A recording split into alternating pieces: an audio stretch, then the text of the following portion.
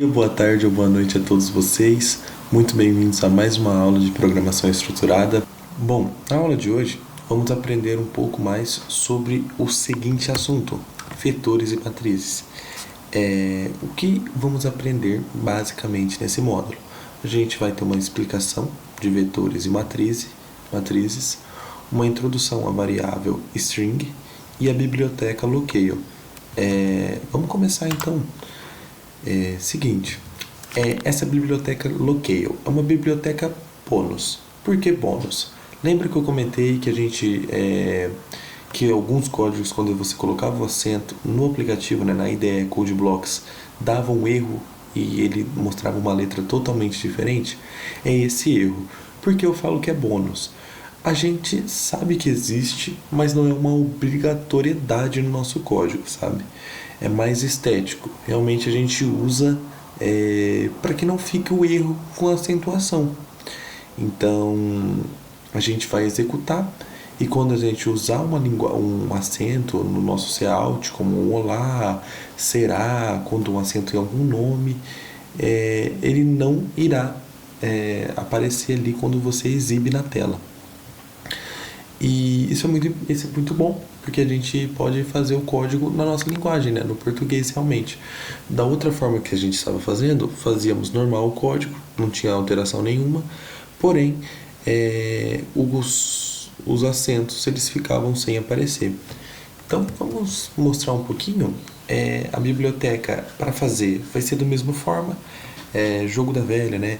Ou hashtag, ou cerquilha, include menor, locale maior. Ela vai ser da mesma forma das outras bibliotecas para se alocar normalmente. Vai permitir que a gente use acentos nas frases e o nosso português ali, que vai ser agora a linguagem do código. É importante para melhorar a legibilidade, né, a leitura do nosso código para a gente, né, os portugueses, e vai facilitar a criação dos nossos programas que respeitem a língua, as nossas normas linguísticas. Né? Continuando, pouquinho mais sobre a biblioteca, só os benefícios, né? Vai exibir correto, a gente usa mais com acento se fosse uma coisa mais um site, um desenvolvimento mais sério, né? Não apenas uma aula. A gente usa isso de forma para uma aplicação no mundo real. Aí realmente a gente precisaria colocar os acentos e seria muito importante. Porque a gente está vendo isso só agora. Uma que a gente complementa tudo que a gente já viu, né, com essa biblioteca. Lembra que eu comentei no começo que não tinha obrigatoriedade de ter ela, mas eu estou mostrando para vocês só para vocês terem noção dela mesmo, tá bom? E os próximos passos eu vou sugerir para vocês os últimos códigos que a gente usou. Se vocês quiserem colocar elas nos códigos de vocês, pode colocar, tá? Que vai funcionar do mesmo jeito. Vai ter acento agora nos códigos, é só fazer a adaptação. Eu esqueci de comentar, além do include locale, a gente precisa usar dentro da main o set locale, lcal, vírgula, abre aspas, português, que vai definir, né? Vai definir o local ali, né, a linguagem local como português. E aí vai fazer que permita os acentos. Muitas linguagens não permitem, né, outras línguas. Então a gente faz essa adaptação, tá bom? Seguindo aqui, vamos falar então da nossa variável string. Lembra que eu comentei com vocês também, mostrando na primeira aula de variáveis, eu mostrei para vocês a variável char, booleana, int, float, double e tinha a variável string. Basicamente, a gente usa a variável string como uma sequência de caracteres, como palavras ou frases. Então, algo maior, sem ser um caractere como é o char. Vamos só explicando, a gente não precisa colocar um include nela. Então, não precisamos incluir nada, é apenas inicializar da mesma forma que você inicializa outra variável, um char, um int, da mesma forma. Então você vai lá escrever string, o nome da variável. A gente pode usar agora um nome completo que ele vai captar a forma inteira, né? Vai pegar a linha inteira. Para isso a gente não usa o cin, a gente vai aprender um comando novo que vai ser agora o getLine, abre aspas, cin, vírgula e o nome da variável. Basicamente, agora o getLine, traduzindo para o português, getLine ele vai pegar a linha. Então ele vai pegar a linha inteira que você escreveu ali com a variável e vai gravar dentro da variável string. Por isso que vai exibir um nome completo com espaços. Porque quando tinha o char, poderia ter tantos caracteres que fosse ali na variável, né? Int, char, nome, abre colchetes, 100. Poderia ter um número que fosse. A partir que tivesse um espaço, ele não iria reconhecer e ia pular para a próxima linha de código. Com o getLine, qualquer espaço que tiver, ele vai reconhecer e vai tornar possível a identificação. Então, um nome, por exemplo, o meu, André, espaço, Luiz, ele vai captar e não vai dar erro. Continuando, a variável string, vamos usar uma explicação didática, se ficou confuso um pouco agora a explicação. Vamos pensar que é uma corda de varal. A gente pode pendurar as letras numa corda de varal, como se fosse aquilo no quinto, quarto ano que as professoras ensinavam, colocar uma letrinha num varalzinho, só para mostrar. E juntos, cada letra ocupa um espacinho na corda e elas juntas vão formar uma frase. Então, basicamente, só voltando aqui, ó, minha palavra. Olá, essa é a string minha palavra e minha frase. A minha palavra é como um varal curtinho. A gente vai pendurar O-L-A. A minha frase é um varal mais longo, onde vai caber bem-vindo ao C++. Texto vazio é um varal novo. Ainda não tem nenhuma letra. Então, o getLine é uma função que vai permitir que a gente leia essa linha inteira, esse varal inteiro, incluindo os espaços que tiver. Tudo bem? Então, por que a gente usa o getLine em vez de sem, como eu tinha comentado? O sem, a gente vai ouvir apenas o primeiro nome de uma pessoa. Então, se o convidado ou a pessoa falasse, prazer, eu sou o João Silva, você ouviria apenas o João. A partir do espaço, ele não identificaria. Então, por isso que a gente vai usar agora o getLine nas strings, para que ele capte uma linha inteira e que dê para a gente usar para pedir um nome, pedir um endereço, fazer várias captações de dados de uma forma diferente agora. Então, o getLine vai ser ouvir o nome completo da pessoa. Não importa quantas palavras vão ter. Então, você ouviria o João Silva inteiro. A partir do espaço, ele iria contar também. Agora, nesse exemplo da fruta, a gente pode falar agora que a gente pode colocar uma fruta com composto ali no nome, né? Uma uva verde, uma maçã Fuji e outras frutas, banana nanica, entre outras. E a gente fazendo outra analogia, o getLine é um bom ouvinte. Ele não vai interromper a pessoa no meio da fala. Ele vai esperar que a pessoa termine tudo que ela tenha para falar, mesmo que seja uma frase longa. Porque dessa forma, como se fosse o sein, a partir do primeiro espaço que a pessoa desce, né? Então ela está falando. Ela dá uma respirada, como se a respirada fosse o espaço. Ela já não iria captar. Então, o getLine, ele pega mesmo esse espaço, ele consegue captar e jogar dentro da variável. Espero que tenha ficado bem entendido essa parte da variável. Vamos então, aqui só explicando o exercício, tá, pessoal? A gente inicializou a variável string como nome completo, pedimos para a pessoa digitar o nome completo e usamos o getLine sem o nome completo. Tudo que o usuário digitar na variável, nesse getLine sem, ele vai captar certinho, vai captar tudo e vai exibir depois a resposta. Tudo bem? Agora vamos para vetores e matrizes. Vou jogar a câmera para cá para não ter problema. Vetores e matrizes, também chamados de arrays, né? Os vetores e matrizes são também chamados de arrays. O que seria isso? São tipos de variáveis que têm a função de guardar vários valores do mesmo tipo, de modo uniforme na memória. O que seria isso? Às vezes você precisa vai precisar registrar 5 notas de alunos, ou 5 endereços, 5 cadastros, o que for, uma quantidade maior, 20, 30, a gente pode fazer nota 1, 2, 3, int, nota 1, nota 2, nota 3, nota 4, assim, infinito. Pode fazer, mas vai ser muito mais demorado e muito mais trabalhoso. Por isso que a gente tem um vetor. O vetor, a gente vai criar grandes variáveis, como 20 variáveis, só que a gente vai criar, em vez de criar 20 variáveis, a gente cria uma variável que tem um espaço suficiente para guardar 20 números. Basicamente é isso, um vetor. Ele vai ser usado como uma variável, substituindo outras várias, para fazer a mesma função. Ele vai armazenar da mesma forma, uniformemente na memória. Tudo da mesma forma certinho. A gente disse que os vetores são arrays unidimensionais. Basicamente, a gente vai precisar apenas de um índice para acessar um elemento. Como vocês lembram em for, a gente definiu um contador. Lembra o contador em for, que era o i, e a gente fazia i igual a 0, i igual a i menor o número, i mais mais. A gente fazia essa função.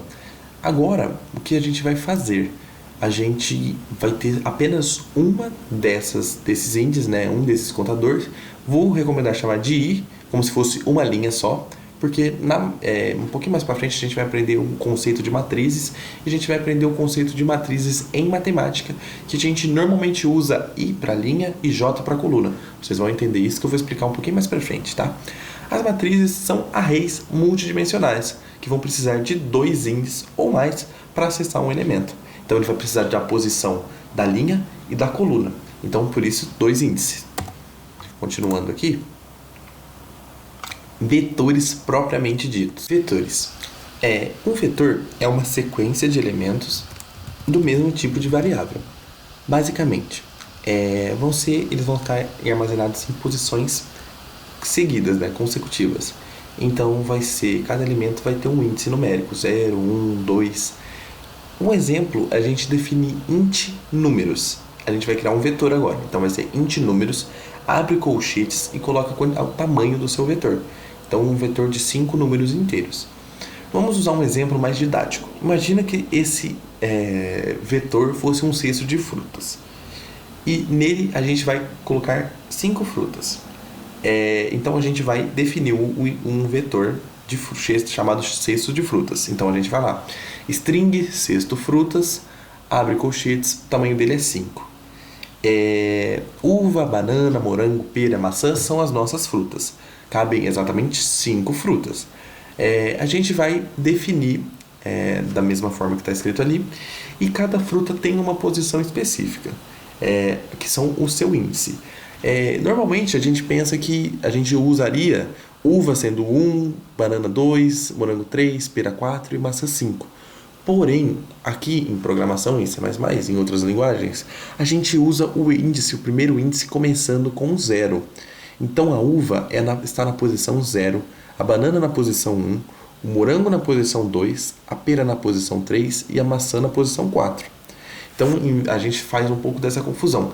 São 5 elementos, eles começam a contar a partir do 0. É igual aos números inteiros normais, tá? Começa do 0, 1, 2, 3. Então a gente sempre começa do 0, tá bom? Então, como está escrito aqui, os índices começam em 0 e não em 1. Então a primeira fruta está na posição 0, tá bom? Se a gente quiser acessar, pegar a palavra uva, a gente vai usar, vamos supor que a gente quer exibir na tela. A gente vai usar um cout, cesto, underline, frutas, abra e fecha colchetes, e vai estar a posição que a gente contou ali, onde está o nome que a gente quer. Então, no caso, uva, é a primeira. Como é a primeira, começa com 0. Então, uva, para quisermos pegar ela, na 0. Para a banana, usamos a posição 1. Morango a 2, pera 3 e a maçã a 4. Então, vai ser dessa forma se você fosse exibir. Basicamente, o índice 0 é respectivo à uva, o 1 a banana, o 2 o morango, o 3 a pera e o 4 a maçã. O vetor, a gente pode dizer que é uma prateleira de supermercado com os espaços numerados. Cada espaço é chamado de um índice e pode ter uma fruta. Então imagine igual um quadrado que está aqui. Esse quadrado aqui é o quadrado número 0. Nesse quadrado só cabe a uva. No quadrado número 1, eu vou fazer aqui reto, mas pense que é uma sequência. No quadrado número 1 é a banana, ele está aqui. No próximo quadrado, o quadrado número 2, é o morango. É uma linha de quadrados, uma prateleira de um mercado. A gente pode também trocar uma fruta pela outra, definir uma fruta no lugar que está. a gente pode fazer essa mudança. Agora, dizendo como a gente inicializa esses vetores. Para nós inicializarmos, iniciarmos um vetor em C++, a gente usa da seguinte forma.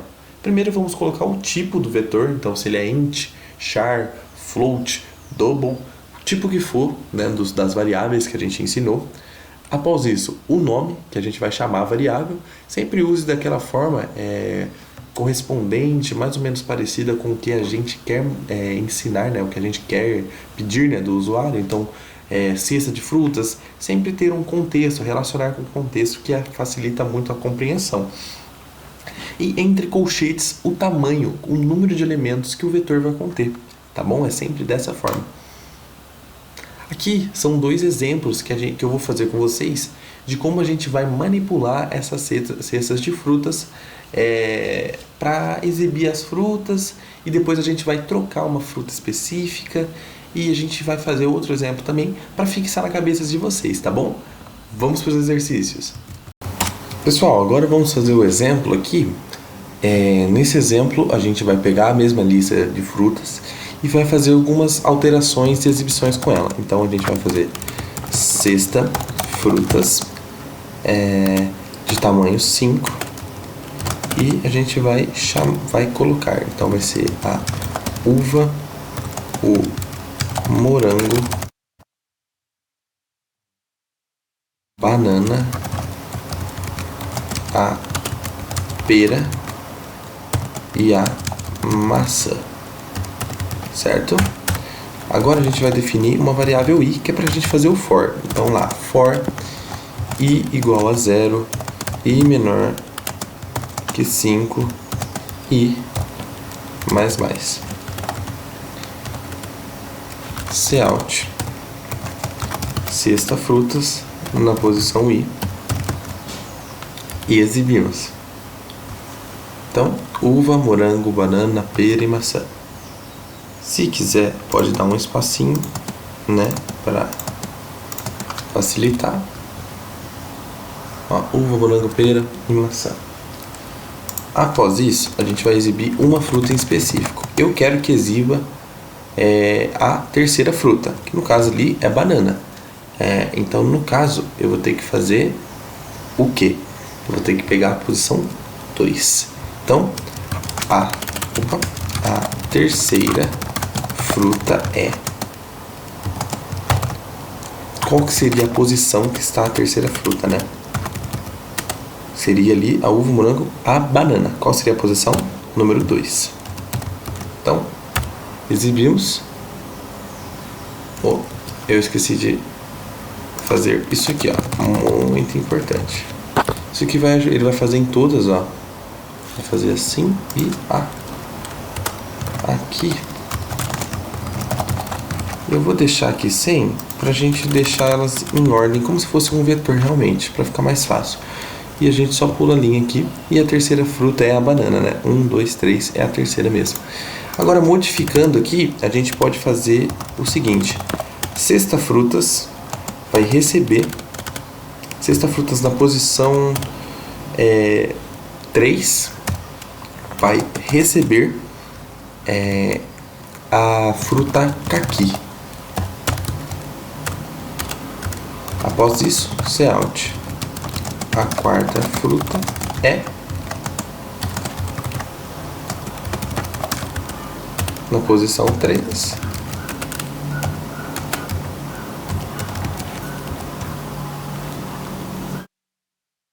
Eu esqueci de dar um espaço de novo, né? Pra gente pular a linha, senão fica meio desorganizado. E a quarta fruta é caqui. A gente mudou, fez essa alteração. E antes disso, cout. A gente faz um outro for, né? For i igual a 0, i menor que 5, i mais. E cout, cesta frutas na posição i. Ali no lugar da pera ficou o caqui. Então,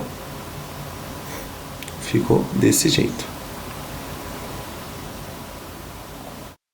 Certo? Olha, Deixa eu só dar um espacinho aqui, que aí vai ficar fácil de vocês verificarem.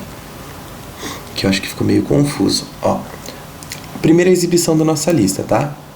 Uva, morango, banana, pera e maçã, do jeito que falamos. Escolhemos falar de uma fruta em específico. A terceira fruta. Lembra que a gente começa por 0. Se a gente quer a terceira fruta, a gente precisa começar por 0 e colocar na posição que estaria a terceira fruta. Então, pensa que seria assim, para ficar mais fácil talvez de pensar, eu quero a terceira fruta, a terceira posição, seria 3 menos 1. Então seria o número que você teria que buscar ali na memória, é o número 2, que é a posição onde está a banana, nesse caso, né? A quarta fruta é o caqui. A gente fez essa alteração. Antes, a quarta fruta, ó, era essa aqui, ó, 1, 2, 3, 4, era a pera, né?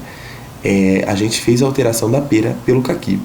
E na próxima, vocês podem perceber que na nova atualização da nossa lista, a uva, morango, banana, o caqui, agora no lugar da pera, foi essa alteração do nosso código. Esse é o primeiro exemplo.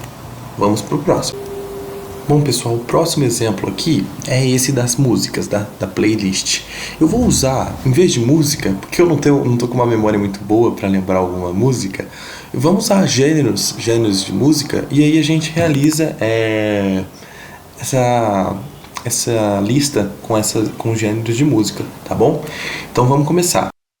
Aqui a gente vai abrir uma string também, e vai ser tipos música. São 5, então a gente vai e vai fazer, então vai ser pop, rock, sertanejo,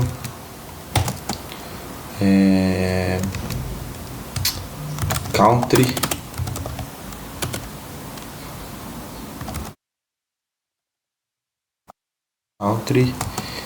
e pop. Pop já foi? E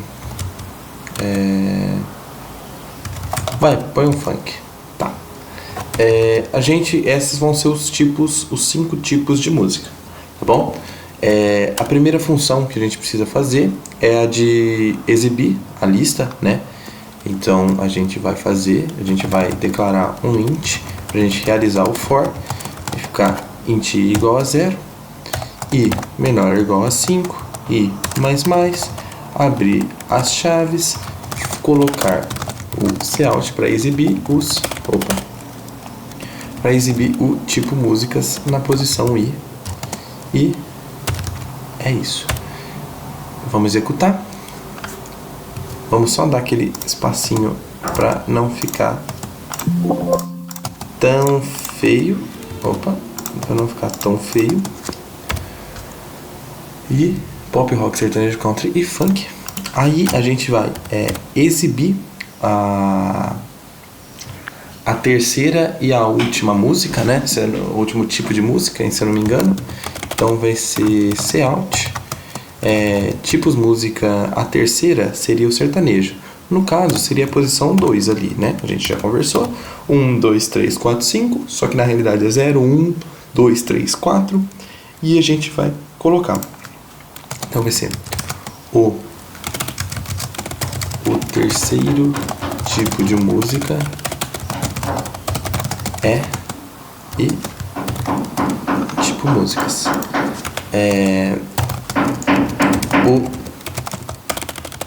O último tipo de música e vamos colocar o tipo de música que seria o funk ali no caso, o 4. E aí a gente executa. A gente esqueci de dar um endl para pular a linha, para ficar bonitinho. Então, ó, o terceiro tipo de música é sertanejo, 0, 1, 2, né? 1, 2, 3. E o último é funk, certo? E agora a gente vai trocar esse terceiro tipo de música. Ó, me peço desculpas pelos barulhos. E agora a gente vai fazer uma alteração no tipo de música. Então, o tipo de música é o último, né? O 4. O 4 vai receber agora.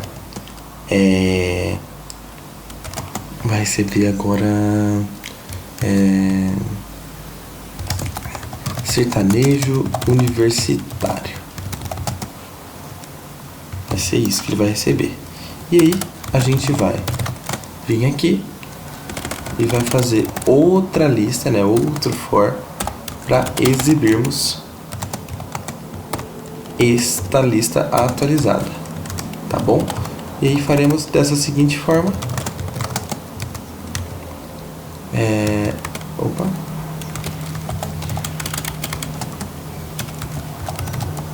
Música na posição e aqui, tal. Aqui eu vou colocar um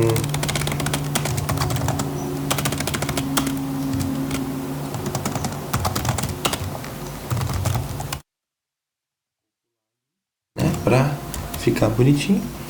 E pop, rock, country e sertanejo universitário, a lista atualizada. Então, essas algumas alterações. A gente pode mostrar a lista normal. Todas essas modificações a gente realmente conseguiu fazer tudo aquilo que a gente pretendia nesse exercício.